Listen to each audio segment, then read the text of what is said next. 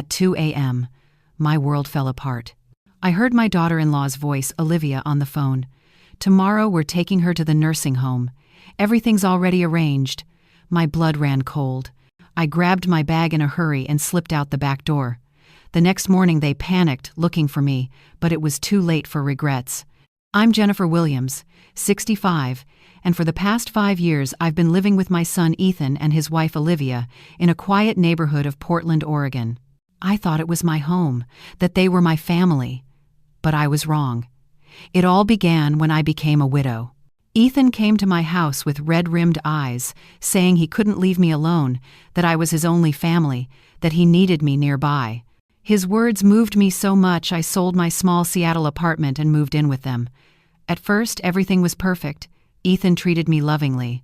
Olivia always smiled when she saw me, and I felt useful helping with the housework and cooking for the two of them.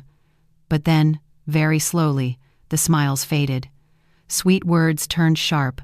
Hugs became hollow. I foolishly kept believing it was just a rough patch, that things would get better. Olivia was the first to show her true colors. It started with remarks that seemed harmless. "Jennifer, don't you think you're eating a bit much?" Or, "Maybe you should stay in your room when we have guests, the house will look neater." Ethan never contradicted her. He even chimed in, "Mom, Olivia's right, you should rest more." Rest. That was the word they used whenever they wanted me out of sight. As time passed, the insults grew worse. Olivia stopped cooking for me. "If you want something special to eat, you can make it yourself," she said, with that perfectly practiced fake smile. Ethan pretended not to notice when he came home and saw my plate empty while they were finishing dinner. "You already ate, Mom?" he asked carelessly, not really expecting an answer. One night, while I was washing dishes after they'd gone upstairs, I heard them talking through the wall. "We can't live like this forever," Olivia said. "I know, but she's your mother," Ethan replied. "Exactly. She's your mother, not mine. I didn't marry you to be an old-age nurse." My hand shook as I held the plate. Old-age nurse. That's how she thought of me, not a mother-in-law, not a grandmother to future children, just a burden. The weeks that followed were hell. Olivia treated me as if I were invisible. She would walk past without even looking. When I spoke to her, she answered in one-word replies or ignored me. Ethan wasn't much better. Every evening he'd come home, kiss Olivia, and only nod at me as if I were a stranger in my own house. But what hurt me most was the way they talked about me when they thought I couldn't hear. "She's getting slower," Olivia said. "Yesterday it took her an hour to do something that used to take 20 minutes. Maybe we should look into options," Ethan answered softly. Options? That word haunted my sleepless nights. What options? I didn't dare ask, but inside I already knew the answer. What they didn't know was that I had secrets of my own wild cards I'd kept for when I might need them. For more than 40 years of marriage, my husband, Richard, and I had been careful with money. We had real estate, investments, and savings that quietly grew over time. When I sold my Seattle apartment to move in with Ethan, I didn't spend all that money. I invested it, and it doubled. And there was one more thing they had absolutely no idea about, something that could change everything if I ever chose to reveal it. That night, while pretending to sleep in the small room at the end of the hall, I heard footsteps in the kitchen. It was Olivia, speaking on the phone in a low voice. I crept closer to the door. Her words hit me like knives. "Yes, I already spoke to the director of the nursing home. She can take her as soon as tomorrow." Ethan agrees. "We just need her to sign the papers." A pause. My heart pounded so loud I thought she might hear it. "No, she doesn't know anything. Tomorrow we'll say it's just a visit. Once she's there, it'll be easier to persuade her to stay." Another pause. "Don't you feel any guilt? Please, we've been carrying her for 5 years. It's time for her to live her own life in the place she belongs." My legs almost gave out. They were going to put me in a nursing home without asking, without giving me a choice, as if I were an old piece of furniture to be tossed aside. In that moment, I knew I had to act. I couldn't sit and wait until morning to be dragged away like an animal to the slaughter. I quietly went back to my room and grabbed my bag. Inside were important papers, some cash, and my phone. That was enough for now. I waited until I heard Olivia go up the stairs and close her door. Then, like a thief in my own home, I slipped out the back door. A cool night breeze brushed my skin. For the first time in years, I took a deep breath and felt something like freedom. I didn't know where I was going, but one thing I knew for certain: I would never let anyone make me a victim again. I walked through empty streets for an hour before I hailed a taxi. I gave the driver the address of the fanciest hotel in the city, down in the Pearl District of Portland. If they were going to treat me like a freeloader, it was time to remind them who I really was. The receptionist looked surprised when I arrived at the hotel at 3 a.m. with only a small bag, but my credit card spoke for itself. Presidential suite. 2 nights to start. I sat on the large bed in a room that cost more per night than Ethan earned in a week, and for the first time in years, I smiled for real. At 6 a.m., my phone started ringing. It was Ethan. I let it ring.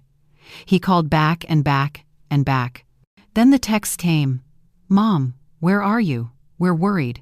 Please answer." Worried. Such a convenient word. By 8 a.m., Olivia was calling too. Her voice in the voicemail sounded frantic. "Jennifer, please come home. We don't know what happened. Ethan is desperate." Desperate? Maybe because they realized their plan to put me in a nursing home had been foiled. I ordered breakfast to the room: eggs Benedict, smoked salmon, fresh fruit, and drip coffee. Sitting on the high-floor balcony looking down at downtown Portland, I imagined Ethan and Olivia running through the house searching for me, calling hospitals, maybe even the police. Let them worry. Let them feel even just a little the pain and humiliation I'd endured for years. After breakfast, I started making some important calls. The first was to the bank. I wanted to know exactly how much I had. The number surprised even me. My quiet investments had grown more than I expected. The second call was more delicate. I dialed Robert Miller, the attorney who had handled my husband Richard's will years ago. "Jennifer," he said, surprised. "Long time, how are you?" "I need to see you urgently, Robert. There's a complicated family situation." "Of course you can come by my office this afternoon." The third call was the most important. I rang Patricia Rogers, a longtime friend and my real estate agent. "Jennifer, it's been a while. You okay, dear?" "Patricia, I need you for something special. Do you remember that penthouse in the Pearl District you once said would be perfect if I ever wanted to live independently?" As we talked, my phone kept buzzing with missed calls. Ethan had called 14 times, Olivia 8. They even called Richard's old number. He's gone because I still keep it as an emergency contact. It must be frustrating not to be able to control someone once you're used to manipulating them. By 2 p.m., I was in the hotel lobby wearing a pearl gray suit and my favorite dark brown leather shoes. I had an appointment at the hotel salon: manicure, pedicure, haircut, and styling. If I was going to start a fight, I was going to do it looking my best. The young stylist, Maya, looked at me curiously. "Special occasion, ma'am?" "You could say that," I smiled. "Today is the first day of the rest of my life." As Maya blow-dried my hair, I thought about the past 5 years, why I let them treat me that way. The answer was painful but clear. I had believed being a burden was better than being alone, but I wasn't alone anymore. I had money, resources, and above all, the truth on my side. By 4 p.m., I was at Robert Miller's office, the 30th floor of a downtown Portland skyscraper. From the large window, I could see the neighborhood where Ethan and Olivia lived. "Jennifer, you look radiant," Robert said as he poured me a cup of coffee. "But I'm guessing this isn't a social call, is it?" I told him everything: the conversation I'd overheard, the plan to put me in a nursing home, and my midnight escape. Robert took notes. His face grew more serious with each detail. "This is very serious, Jennifer. What they intended could be considered elder abuse, especially if they tried to do it without your consent." "Do I have any options?" I asked. "Many," he said. "But first I need to know, do they know your true financial situation?" "No. Ethan thinks I'm a poor widow living on his charity." Robert smiled for the first time in the meeting. "Then we have a significant advantage." He explained my legal options: protective orders, suits for emotional abuse, even criminal charges if we can prove they intended to coerce me. "I have another idea," I said. "Cold as steel. Why don't we teach them a lesson they'll never forget?" Robert leaned back, the corner of his mouth lifting. I like the way you think. We'll show them the true value of the woman they took for granted, but we'll do it publicly, legally, and irrevocably. I left his office with a clear plan in my head, a plan that would take weeks to execute, but would be worth every minute of waiting. Back at the hotel, I decided to answer Ethan's call. "Mom, thank God, where are you? We've been looking everywhere. Olivia has been crying. We thought something terrible happened to you." His voice sounded so worried, almost convincing. "I'm fine, Ethan. I just went out for a walk to clear my head." "A walk? You've been gone 12 hours. Where are you?" "In a safe place. Don't worry about me. Please come home. We can talk, okay?" "Talk?" I smiled faintly. "You're right. We need to talk. But not over. I'm ready. When I'm ready, I'll let you know." "When, Mom?" "Soon, son. Very soon." I hung up before he could say more. That night, eating lobster and sipping white wine in the room with the city lights below, I raised my glass. To the woman I used to be, to the woman I'm reclaiming, and to the woman I'm becoming. Ethan and Olivia, they'd made a fatal mistake. They had underestimated this woman. The days that followed were a mix of strategic preparation and personal rediscovery. Each morning I woke in the luxury hotel room in Portland, ordered room service for breakfast, and worked on my battle plan while Ethan and Olivia continued to call in desperation. Their messages shifted from worry to pleading to thinly veiled threats. "Mom, this isn't funny anymore," Ethan wrote in his last text. "Olivia is having a breakdown. You must come home now, or we'll have to take stronger measures." Stronger measures? Like dragging me into a nursing home by force? Exactly their style. But there was one thing they didn't know, something I had discovered while working with Robert Miller.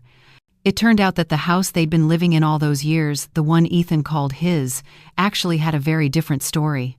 When my husband, Richard, passed away, he left that house in a trust under my name. Ethan was only allowed to live there as long as I was alive and gave permission. Legally, the house was entirely mine. Of course, Ethan never bothered to read the details of the will. Why would I? That's probably what he thought. After all, I was just a poor widow living off his charity, wasn't I?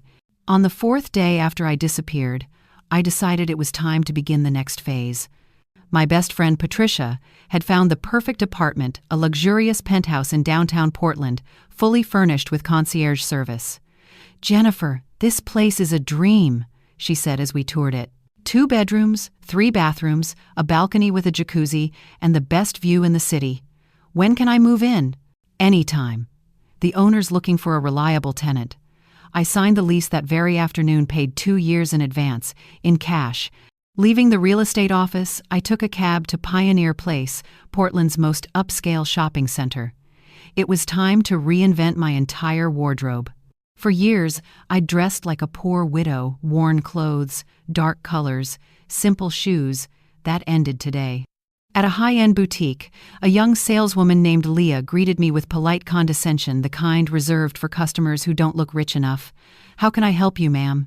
"I need a completely new wardrobe, business wear, evening gowns, shoes, handbags, accessories, everything."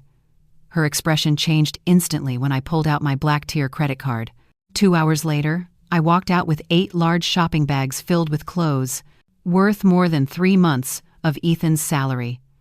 Emerald green, wine red, golden bronze, deep violet. I swore I'd never wear morning colors again. That evening, while unpacking my new things, my phone rang. A strange number.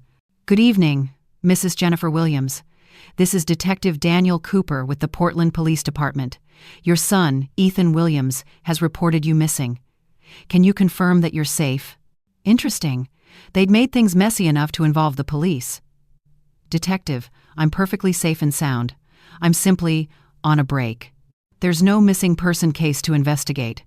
Can you tell me your exact location?" "Your son says he's very worried. I'm in the city, in a safe place. And please note that I left that house entirely of my own free will, and I do not wish to be contacted until I'm ready." "Understood, ma'am. Anything else you'd like to add?" "Yes. If my son or his wife continue to file false reports about me, please record that I may consider it harassment. A brief silence on the line. Understood, Mrs. Williams. The next morning, I moved into my new penthouse.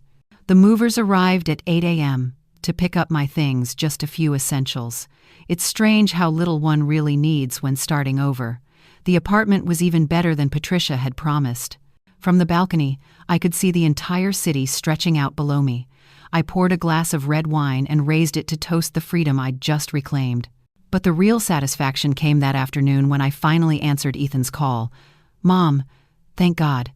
The police said you're safe, but we need to see you. Where are you?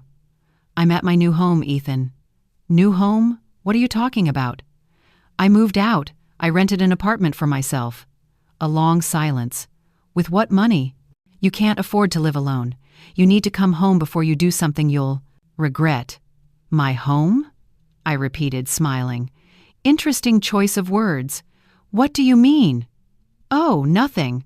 Sometimes words reveal more than we think. Mom, you sound strange. Olivia says you should see a doctor. We can take you. Ah, finally, Olivia's true self appeared. Olivia said that? How kind. She's suddenly so concerned about my mental health. She just wants what's best for you. We both do. You mean putting me in a nursing home? The silence on the other end was deafening. What are you talking about, Mom? I think you know exactly what I'm talking about, Ethan. Mom, we never what? Never planned to put me in a nursing home without asking me. Never discussed relieving yourselves of the burden you think I am? I don't know where you heard that, but I heard it straight from your wife's mouth, Ethan. At 2 a.m., she was on the phone arranging my future, like I was just some old item to be thrown out. A long, tense pause. Mom, if you misunderstood the context, then what context could possibly make "we'll take her to a nursing home tomorrow" sound acceptable, Ethan? We were only exploring options, without asking me, and thinking that made it better, right? Better for you, more convenient for you. So tell me, Ethan, how is planning to lock your own mother in a nursing home without her knowledge an act of love? He stayed silent, because there was no way to justify the unforgivable. I want to see you, Ethan finally said. We need to talk in person. Fine, I replied, but it will be when I decide, where I choose, and on my terms. When? Soon, son. Very soon. And when we meet, you'll learn a few things about your poor widowed mother, things that will surprise you. I hung up before he could answer. That night, while having dinner on the balcony of my Portland penthouse, I called Robert Miller. How's our project coming? Better than expected, Jennifer, he said. I've just found some very interesting information about Ethan and Olivia's finances. They've been living beyond their means for years. Credit card debt, personal loans, late mortgage payments. They've used your living with them to justify expenses they can't afford. Interesting, I said, my voice like steel. There's more, Robert continued. Olivia has been telling friends you have dementia and need special care. She's building a narrative to justify putting you in a nursing home. My blood boiled. Do you have proof? I'm collecting it. When I'm done, they'll regret crossing you. I ended the call with a cold smile. Ethan and Olivia had no idea what storm was coming. A week after moving into my new place, I had a fresh routine. Breakfast on the balcony, workouts in the building's gym, and afternoons working with Robert on the plan for payback. For the first time in years, I felt truly alive, strong, independent, and in control of my fate. Ethan stopped calling after our last conversation. Olivia, on the other hand, grew increasingly desperate. Her voicemails rang with panic. Jennifer, please come back. Ethan is a mess. He's not eating, not sleeping. This is tearing our family apart. Family, I scoffed. The irony. Jennifer, I know you're angry, but running away solves nothing. We're all adults. We can talk like civilized people. Civilized, I thought. Like the way they plotted to lock me up without asking? But the message that caught my attention came on a Thursday evening.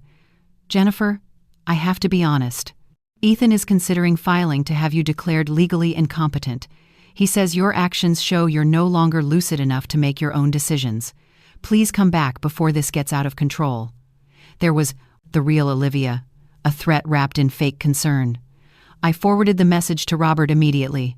"Perfect," he said when I called him back. "Exactly what we needed. They're digging their own graves." "What do you mean?" "If Ethan actually tries to declare you legally incompetent, we'll have grounds for a defamation and elder abuse lawsuit. But more importantly, that will be the perfect moment to reveal your true financial situation. Is Phase 2 ready? Everything's in place. Are you sure you want to go public?" "Of course," I smiled. "I want them humiliated in front of everyone the same way they humiliated me." The plan was simple but would destroy them completely. My best friend, Patricia, organized a luxury real estate exhibition at the most elegant hotel in the city, the Ritz-Carlton Portland. Ethan and Olivia were invited under the pretext of a promising investment opportunity. They had no idea I would be the Junas keynote speaker that night. The day came sooner than I expected. I wore my new emerald green suit, high heels, and delicate jewelry I'd bought just for the occasion. In the mirror, I saw a completely different woman, elegant, confident, powerful. I arrived at the hotel an hour early. The ballroom was perfectly arranged: project tables, champagne, soft music, and a giant LED screen for the presentation. Patricia was doing a final check when Robert arrived, holding a thick folder. "Ready for the show?" he asked. "More than ready," I replied with a calm smile. By 7 p.m., guests began to arrive: business people, investors, and key figures in the financial world. At 7:30, I saw them walk in. Ethan was wearing his only suit, the one he used for weddings or funerals. Olivia tried to look sophisticated in a cheap red dress, probably bought on clearance. They looked completely out of place among the elite crowd. I watched from a distance, seeing them fidget and glance around, trying to spot whoever had invited them. Their faces showed a mix of anxiety and hope. Maybe they thought someone had finally recognized their investment potential. Patricia took the stage, smiling professionally. "Ladies and gentlemen, welcome to our luxury real estate showcase. Tonight, we're proud to present some of the most exciting investment opportunities in the region." Ethan and Olivia forced polite smiles, trying to blend in. They had no idea that within minutes, their carefully constructed world was about to collapse.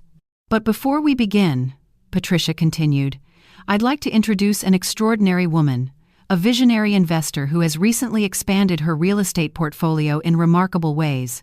Please welcome Mrs. Jennifer Williams." Applause filled the room as I stepped onto the stage. From that vantage point, I could clearly see Ethan and Olivia's faces. First came confusion. What is our poor widowed mother doing here? Then realization. It's really her, but why does she look so different? And finally horror when they understood what was happening. "Tonight," I began, my voice strong and steady, "I want to share with you something I've learned about the true value of things. Most importantly, sometimes the people closest to us are the ones who understand us the least." I looked directly at Ethan and Olivia, their faces pale. I'm sharing this story because it perfectly illustrates the importance of maintaining financial independence at any age. The room fell completely silent. 5 years ago, I moved in with my son and daughter-in-law. I sold my property, thinking it would be wonderful to live with family, but I never imagined my presence would become a burden to them. A murmur spread through the crowd, and 2 weeks ago, I overheard a phone call. My daughter-in-law was arranging to have me placed in a nursing home, without my knowledge. "Tomorrow we'll take her. Everything's ready." Those were her exact words. The room erupted in shocked whispers. Some guests began glancing around, trying to spot who the story was about. Ethan tried to leave, but Olivia held him back, probably afraid that walking out would make them look even more guilty. "That night," I continued, "I made a decision. Instead of being the victim in their plan, I chose to remind them of something they'd forgotten: who I truly am." I paused, then said clearly, "The woman they plan to throw away like a burden still has her own assets, and they're substantial." Attorney Robert Miller stepped up beside the stage, holding a folder. "Tonight," I said, "I purchased 3 properties at this very event. a penthouse apartment in the financial district, a lakeside vacation home in Oregon, and a commercial building right in downtown Portland.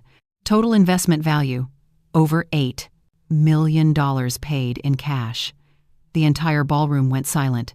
Ethan looked like he was about to faint. Olivia's mouth hung open, her eyes wide in disbelief. "I want this to serve as a lesson to everyone here," I continued. "Never underestimate older people, and never assume you truly know someone just because they choose to stay silent." I stepped down from the stage to thunderous applause. The crowd was captivated by the live drama unfolding before them. I walked straight toward Ethan and Olivia. Other guests had already recognized them, watching with a mix of curiosity and disdain. "Hello, son," I said calmly. Ethan stared at me as if he'd seen a ghost. His face went from pale to red, then to ashen again. Olivia stood frozen, like a marble statue. "Mom," Ethan stammered. "What? What is all this?" "This, son," I replied, "is reality. A reality you and your wife never cared to understand." A few guests started moving closer, pretending to look at brochures while eavesdropping. The moment was far too delicious to ignore. Patricia stepped in with a playful smile. "Mrs. Jennifer, are these the family members you mentioned, the ones who thought you needed special care, right?" Olivia finally spoke, her voice trembling. "Jennifer, I don't understand. Since when do you have that much money?" "For a long time, Olivia," I answered softly. "You both just assumed I was a poor, helpless widow. You never asked, never cared enough to know the truth." Ethan tried to step closer. "Mom, if you had money, why didn't you tell us?" "We could what, Ethan?" I interrupted. "Treat me better? Ask for my opinion before deciding my future? Or just find more creative ways to take advantage of me?" An older man, one of the guests, stepped forward. "Excuse me, ma'am, is it true they plan to put you in a nursing home without asking your consent?" "Completely." "True," I said, never taking my eyes off Ethan. "My daughter-in-law arranged everything over the phone. Her exact words were, 'Everything's ready.'" The man shook his head in outrage. "That's elder abuse. They should be investigated." Olivia's face flushed bright red. "That's not true. We only wanted what's best for her. We thought she needed more care." "Care?" My voice rose sharply. "Like ignoring me at the dinner table? Making me feel invisible in my own home? Or whispering about how inconvenient my presence was?" The crowd had fully gathered around us now. Several people began recording on their phones. "Jennifer, please," Ethan pleaded. "Everyone's watching. Can we talk privately?" "Privately?" I looked straight into his eyes. "Like the way you two talked privately about my future without me in the room, right?" Robert stepped forward, handing me the folder. "Mrs. Jennifer, would you like me to show them the documents right now?" "What documents?" Olivia asked, her voice trembling. "The documents proving that the house you two have been living in for the past 5 years is legally owned by me," I said firmly, my voice echoing through the ballroom. The room fell into utter silence. Ethan looked as if he'd just been slapped. "Mom, what are you talking about?" "I'm saying that when your father passed away, he left that house in a trust under my name. You were allowed to live there as long as I was alive and gave permission, but legally, that house belongs to me." Olivia staggered, her voice shaking. "That's impossible." Robert Miller, my attorney, opened the folder and held it up for everyone to see. "These are the official trust documents legally certified. Mrs. Jennifer Williams is the sole owner of that property." Ethan grabbed the folder, his hands trembling. But I thought, Dad said the house would be mine." "Your father said you could live there and take care of me," I replied. "But living there isn't the same as owning it, Ethan." A well-dressed woman approached. "Excuse me, I'm Lucy Monroe, a reporter with the Financial Herald. Would you be willing to give me an interview about this story?" "Of course," I smiled. "I think people need to understand what can happen when elderly parents are misunderstood and exploited by their own family." Ethan clutched my hand tightly. "Mom, please, don't make this public. We can handle it privately." I gently pulled my hand away. "Like the way you handled privately my future, without asking my opinion or giving me a say in anything? That's not true," Olivia shouted, losing control. "We took care of you for 5 years. We gave you a home, Food, everything you needed. In my own house, you gave me shelter and food? My tone turned icy. Outraged whispers spread across the ballroom. It was clear that nearly everyone stood with me, the elegant older woman who had just exposed her family's betrayal. "Mrs. Jennifer," the reporter asked, "what are your plans now?" "Very simple," I replied with a satisfied smile. "I'm going to live my life on my own terms, in my own home, with my own money, and I'll make sure this story serves as a warning to other seniors who find themselves in similar situations." Ethan looked completely defeated. "What about us? Where will we live?" I turned to leave, speaking slowly. "That's a very good question, son. One you should have asked yourselves before you planned to dump your mother in a nursing home." The days that followed were a true media storm. The story of the millionaire mother betrayed by her son spread across social media platforms all over the United States. The video from that night was shared tens of thousands of times, and my phone never stopped ringing with interview requests from CNN, NBC, and Fox News. But what satisfied me most was watching Ethan and Olivia desperately try to salvage their public image. Olivia created an Instagram account trying to tell her side of the story in teary videos. "People don't understand. We love Mrs. Jennifer like family. We only wanted what was best for her." Modern nursing homes are wonderful places where seniors can socialize and receive professional care. But no one believed her. The comments section was flooded with outrage. Planning behind someone's back in the middle of the night and calling it love? That's abuse. How could they not know she had money? Because they never truly cared about her. That's why. My mom always said, "A family that betrays once will betray forever." Ethan chose a different approach. He started calling me directly, leaving increasingly desperate voicemails. "Mom, this has gotten out of control. Olivia's being harassed online. People recognize us on the street and insult us. Please, say something publicly to calm things down." Calm things down? After 5 years of humiliation, now they wanted me to defend them in front of the public? The message that caught my attention came a week later. "Mom, we lost our jobs. Olivia was fired because the story reached her company, and I was forced to resign for damaging the company's image. We can't afford rent if we have to move out. Please help us." Strange. How quickly their tone changed whenever they needed something. That afternoon, I prepared for the biggest interview of my life, the most watched morning show in the country, Good Morning America. Lucy Monroe had arranged for the broadcast to air live from my penthouse apartment in Portland, introducing the new life of Mrs. Jennifer Williams. I prepared carefully. A sophisticated purple dress, elegant jewelry, and flawless makeup. When the TV crew arrived, my apartment looked like a spread from Architectural Digest. We're live in 3, 2, 1. Good morning. I'm Patricia Fernandez, and today I'm here with Mrs. Jennifer Williams, the woman whose story has moved an entire nation. Jennifer, how do you feel after everything? Patricia, I feel free for the first time in 65 years. Free to live without apologizing for my existence. Free to make my own decisions. Free to be treated with the respect I deserve. Your daughter-in-law, Olivia, said in her interviews that they only wanted to protect you, that the nursing home was meant to give you better care. Patricia, I replied, when someone secretly plans your future in the middle of the night without asking your opinion, that's not protection, that's control. And when they treat you as a burden for years, it's hard to believe their motives come from love. Do you have any advice for older adults going through something similar? I'd tell them this: it's never too late to reclaim your dignity. Don't let anyone make you feel like a burden. And most importantly, keep control of your own life and finances. We've learned your son, Ethan, has been trying to contact you? Yes, especially after they lost their jobs. So what are you planning to do? I'm not vindictive, but I'm not naive either. For 5 years, Ethan and Olivia treated me like I was invisible, thinking I depended on them. And now that they know I have money, suddenly I'm important again. Would you be open to reconciling with them? A real reconciliation requires an honest acknowledgement of the pain caused, a sincere apology, and genuine change in behavior. So far, all I've received are excuses. Olivia says the consequences they've faced are too harsh, that losing their jobs is too severe a punishment. Too severe? My voice turned cold.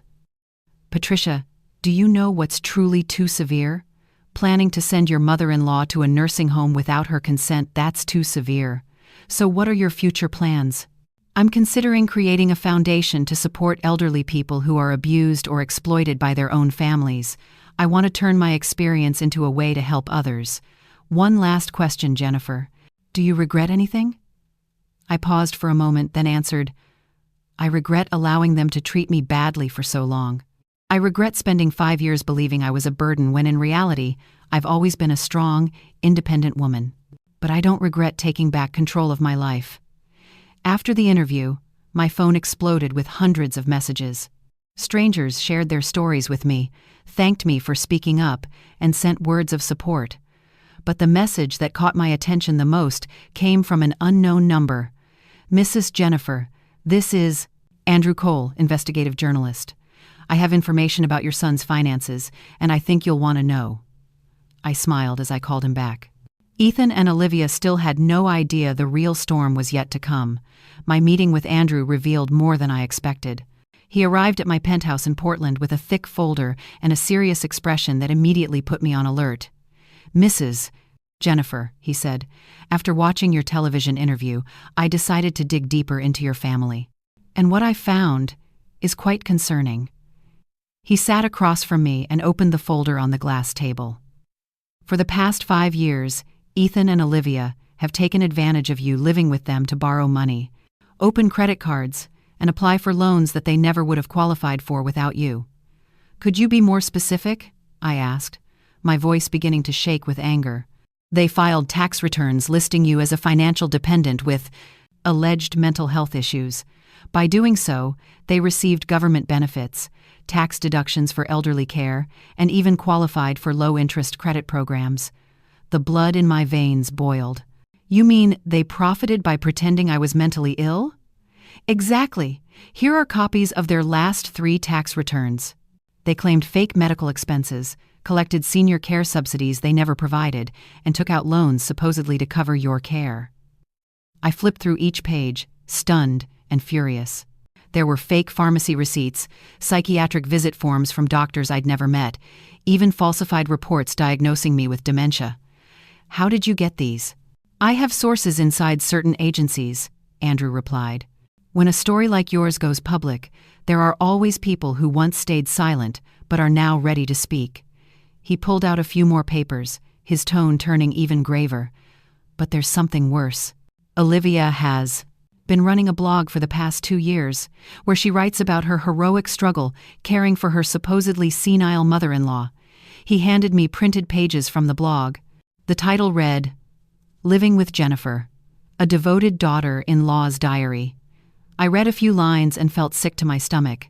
Today, Mrs. Jennifer had another episode. She forgot where she left her medicine and accused me of hiding it. It's hard to stay calm when the illness makes her so aggressive. Ethan is exhausted. He works all day, only to come home and face his mother's mood swings. But we keep trying, out of love. The doctor says her condition is worsening. Maybe it's time to consider a nursing home. It would be best for everyone. All of this is fabricated? I asked, though deep down, I already knew the answer. Completely fabricated, Andrew confirmed. But here's the interesting part: that blog made money.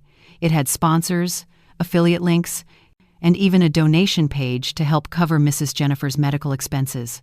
How much did they make? About $20,000 over the past 2 years. I froze. They hadn't just tried to get rid of me, they'd made money off lies about my mental health. There's more, Andrew continued.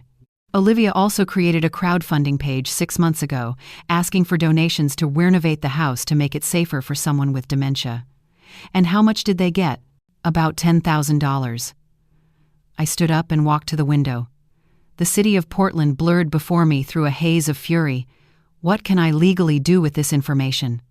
A lot, Andrew replied. Fraud, deception, embezzlement, defamation. We can build a strong case, enough for criminal prosecution. Just then, my phone rang. It was Ethan, probably his 10th call that week. This time I answered. Mom, thank God you finally picked up. We need to talk. Urgently. I'm busy, Ethan. Mom, please. Olivia's panicking. People online are posting our address. Last night, someone threw eggs at the house. You can't be happy seeing this happen to your family. My family? I said slowly. You mean the family that forged my mental health records for financial gain? Silence. What are you talking about? I'm talking about Olivia's blog, about the fake tax filings and the loans you got approved based on lies about my supposed illness. Mom, I didn't know anything about that. You didn't know about the blog Living with Jennifer where your wife wrote about my episodes? You didn't know about the donations she collected under the pretense of medical care for me? You didn't know about the fake prescriptions you both submitted for tax deductions? This silence was heavier than before. Ethan, I said, right now, sitting next to me, is an investigative journalist with documents proving everything I just said. Do you still want to keep lying? If anything wrong happened, it was Olivia's idea. I didn't know the details. You didn't know the details of stealing money under your mother's name? Didn't know the details of fabricating mental illness for profit? Olivia said all of that was legal.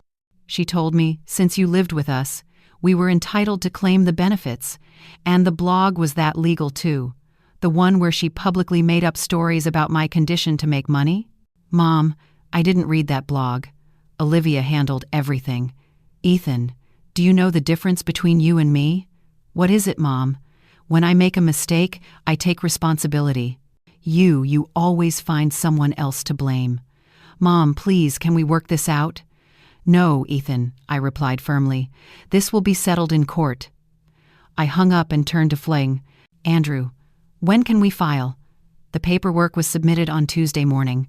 Attorney Robert Miller had worked through the night to finalize the case files: tax fraud, financial deception, embezzlement, identity falsification, and elder abuse. A legal dossier strong enough to leave Ethan and Olivia no escape. But before the documents were officially served, I still had one final move. Are you sure you want to make this public? Andrew asked as he set up the camera in my living room, where security was tightly controlled. The people who donated money believing Olivia's lies deserve to know the truth. We decided to host a live broadcast on social media. Within 2 hours, over 50,000 viewers had registered to watch. The story captured national attention. We're live in 3, 2, 1. Good afternoon. I'm Jennifer Williams, and today I'm going to share with you information that will completely change the way you see my family's. I looked straight into the camera. In recent days, an investigative journalist discovered that my son and daughter-in-law have been lying about my mental health for years to gain financial profit. I held up a printed copy of Olivia's blog to the camera. My daughter-in-law, Olivia, created a blog called Living with Jennifer, where she fabricated an entirely false version of my life.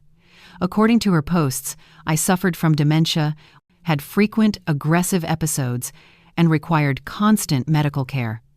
Not a single word of it is true. As you can see, I am perfectly lucid. I manage my own finances, live independently, and make all my own decisions. I flipped to a page and read aloud.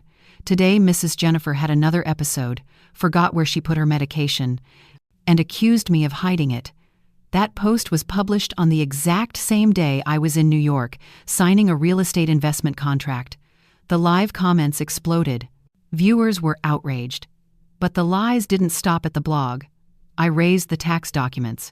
They used those fabricated stories to claim medical tax deductions, collect elder care subsidies, and solicit donations from kind-hearted people who believed their tale. In total, they profited about $30,000 by lying about my condition. My phone started ringing non-stop. It was Ethan. He must have been watching in panic.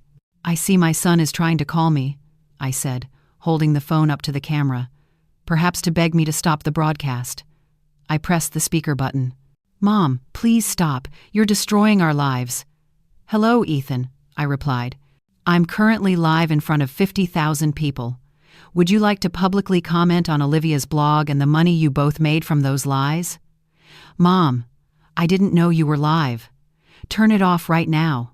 Why should I turn it off? Are you afraid people will... hear the truth. It was Olivia's fault. I didn't know anything about that blog. She handled all of that. The comments exploded. Viewers couldn't believe he was blaming his wife Liv on air. Ethan, so you admit Olivia lied about my mental condition? I don't know what to admit. Please stop this. Do you admit that the two of you took money under false pretenses? Mom, please. That's a simple question, Ethan. Yes or no? A heavy silence. Then a shout came from behind him. Turn it off, don't say another word. That's Olivia, isn't it? I asked. Does she want to join the conversation? I'm sure the 50,000 people watching would love to hear her response. No, Olivia screamed. Ethan, turn it off now. Olivia, I said louder. Can you explain to the audience why you made up stories about me having dementia? Or why you accepted money based on those lies? You have no right to destroy our lives like this, Olivia shouted, snatching the phone. No, right? After the two of you destroyed mine for 5 years? We took care of you, gave you a home. Olivia, I cut her off. In your blog, you wrote that I had a violent episode on March 15th. So how do you explain that?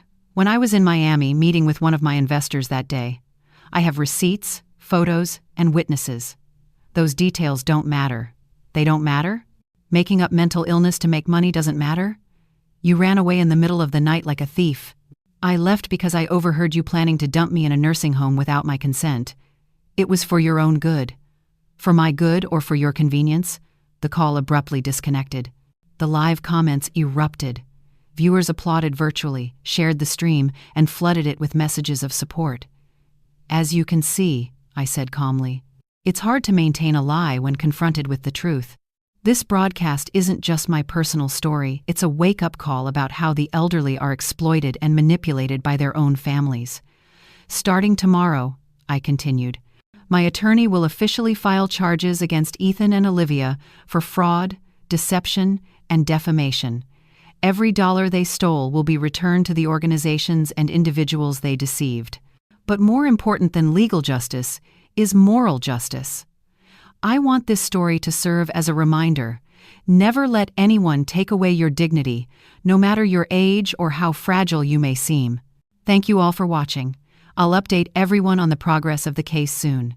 The broadcast ended with more than 80,000 viewers. My phone exploded again, hundreds of messages of support, interview requests, and stories from elderly people who had lived through something similar. But the message that satisfied me most came about an hour later. A notification from the fundraising platform. Olivia's account has been suspended, and all pending payouts have been frozen. Justice had finally begun.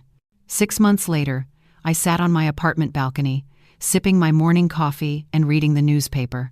The front page headline made me smile. Couple sentenced to prison for elder fraud. Ethan was sentenced to 2 years in prison. Olivia, the mastermind behind the entire scheme, received 3.5 years. In addition, they were fined $10,000, and after serving their sentences, they would be required to perform community service in a nursing home. Justice had finally been served fully and fairly. But what made me happiest wasn't their punishment. It was what I had built from my own freedom. The Jennifer Williams Foundation for Elder Empowerment, which I founded, had already helped more than 200 seniors in similar situations. We built an emergency hotline, provided free legal counseling, and launched financial education programs for older adults. My story had even inspired changes to elder protection laws in the state of Oregon. Now, exploiting elderly relatives under the guise of caregiving had become harder than ever, and the rules safeguarding vulnerable seniors were stronger and fairer. But most importantly, I found myself again. At 66, I learned salsa dancing, took up oil painting, and traveled to places I had once only dreamed of. I had a vibrant social life, real friends, and a renewed sense of purpose. The phone rang, interrupting my thoughts. It was Patricia, the real estate agent, who helped me buy this apartment, and now one of my closest friends. Jennifer, have you seen the news? I just read the court ruling. Wonderful, I replied. No, not that, she continued. Did you know Olivia is trying to sell her story to a TV production company? I burst out laughing. Really? What story, the one where she lied to her mother-in-law and ended up in prison? Exactly. She wants to make a show about the dark side of social media and how internet justice ruined her life. How shameless, I said. But the studio turned her down, Patricia laughed. They said they only produce stories where the audience can sympathize with the main character. That afternoon, I had an important meeting. I had decided to write a book about my journey, and the editor came over to discuss the publishing contract. "Jennifer," she said, flipping through the draft, "your story is powerful because it's real. No fantasy revenge, no magical justice, just a woman who decided not to let herself become a victim." That was exactly the message I wanted to share. "Have you ever thought about contacting Ethan now that he's in prison?" she asked. "I've thought about it," I admitted, "but I have nothing to say to him unless he truly changes. An apology alone can't mend a broken trust. If one day he wants to make amends," I continued, "he'll have to start by fully acknowledging what he's done. No blaming Olivia, no excuses, and he'll have to understand the pain he caused. And he must also accept that our relationship will never be the same again." That evening, as I cooked dinner in the modern kitchen of my Portland apartment, I thought about the journey I had taken. The woman who once quietly fled into the night was just a frightened victim. The woman standing here now is strong, independent, and proud. My story has proven one thing many people forget. It's never too late to reclaim your life. I've learned that kindness doesn't mean allowing others to trample you, that family ties never justify abuse, that age does not equal weakness, and that sometimes the sweetest revenge is simply living happily. My phone lit up with a message from a 68-year-old woman in Texas. "Mrs. Jennifer, your story gave me the courage to confront my family. After 2 years of enduring it, I finally stood up for myself.